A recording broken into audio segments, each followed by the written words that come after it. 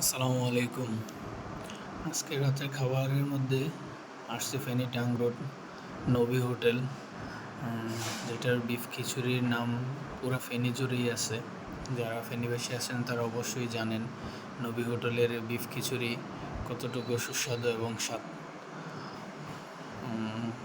200 টাকা অনুযায়ী পরিমাণটা অনেক বেশি ছিল আর মাংসের পরিমাণটাও অনেক বেশি দেওয়া হয়েছে, প্রায় 8-9 পিস, সাথে এক্সট্রা ঝোলও দিছে।